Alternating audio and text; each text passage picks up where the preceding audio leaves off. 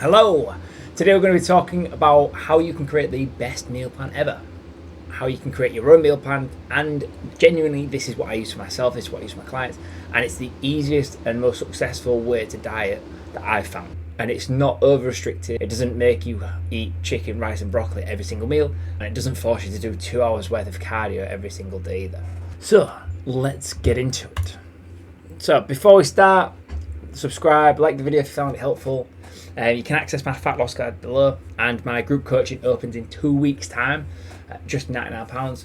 8 weeks, group coaching, guaranteed result. On January's intake, someone lost 13 kilos in just 8 weeks. If you're going to the gym and you're not seeing the results, if you sat there thinking, what the fuck am I going to do? I've got a holiday in 12 weeks' time. Alright, this is exactly what you need. This will teach you everything you need to do. We go through phases of harsh diet phase, we're going through diet breaks and refeeds. If you've seen those videos, you'll understand what they are. So we are, and Forge teaches you how to keep your Forge teaches you how to maintain your results long term, and it's based on research. So I'll hit the link below and you can access that for £99 on the 30th of March. I do have a free trial starting on the 23rd of March if you are interested.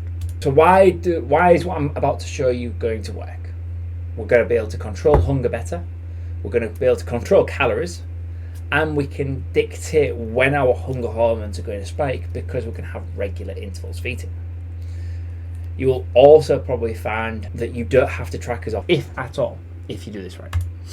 First of all, what you're going to do is you're going to calculate your calories and protein. So you can use my video calculating your calories, and then your protein is 1.5 to 2 grams per kilo of your body weight. I'd start at 2 grams and then see how you go. Decide how many meals you want to eat.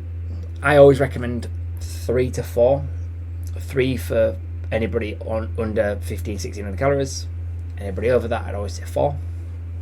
And then you obviously divide the calories and the protein by the meals. So if you've got 2000 calories and 4 meals, it's 500 calories each meal. Simple.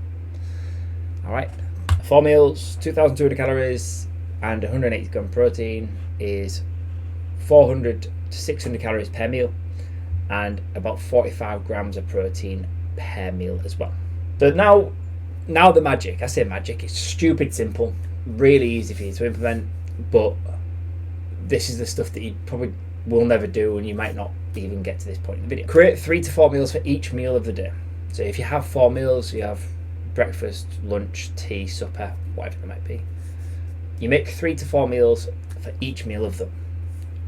Each one sits between 400 and 600 calories and sits between 40 and 50 grams of protein. Give or take, there'll be some outliers, some higher, some low. So this is my day on a regular basis. I eat between 6 and 7 in the morning, I eat between 11 and 12, I eat between 3 and 4, and I eat between about 7 o'clock. Between 6 and 7 I'd say, especially tonight. I've got cricket training at 7, so I'm not going to eat at 7.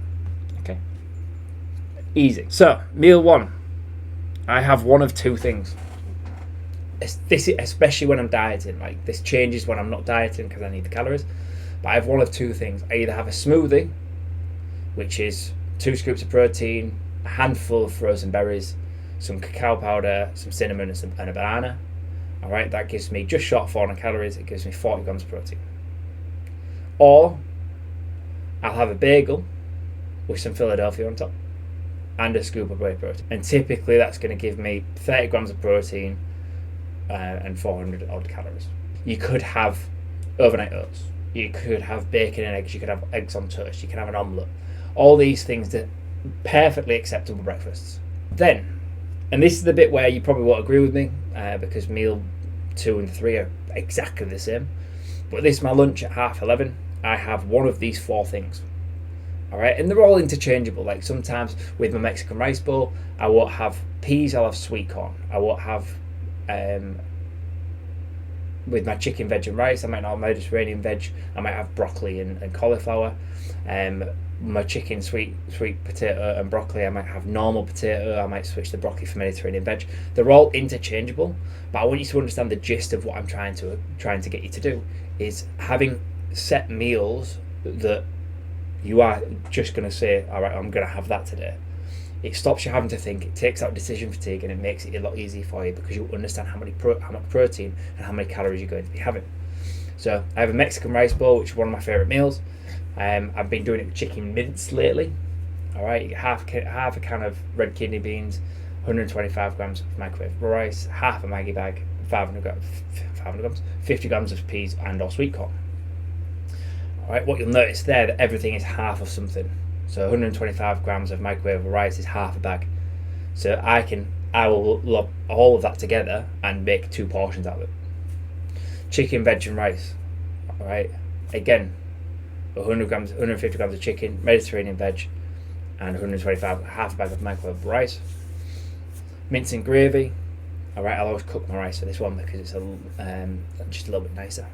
All right, gravy is really good for macro wise. Like, it's really low in calories, and it makes everything taste a lot better. Chicken, sweet potatoes, and broccoli. I'll cook a kilo of sweet potato off at once, so I'll never have to cook it every time I have that meal because I don't want to spend 40 minutes cooking. All right. And what you'll notice is that meal 3 is usually post workout, and it's exactly the same. I'll usually train around 2 o'clock, that kind of area. So this is always a post workout. All right, Mexican rice bowl, chicken, rice and veg, mince and gravy, chicken, sweet potato, and broccoli. Right. Please understand that this could be anything. This is on the stuff that I like. I like all these foods. All right, I might have chicken skewers one day. I might go to Lidl and get the chicken teriyaki skewers, which are delicious. I might have a Korean rice bowl. I might have a Chinese rice bowl. I might have a chicken salad. I might have lots of other things, but these are always my meal 4. You'll be happy to know has brinner on it. All right, so we have the same 4 that I always have. I interchange quite consistently, but then I might have brinner in there, like bacon medallion, some eggs on toast with some Philadelphia and some mixed veg. All right, again, it depends on what I'm having, but you can see what the protein is. The protein is always nice and high. The calories are always relatively low, between the 400 and 600 mark, give or take a few outliers.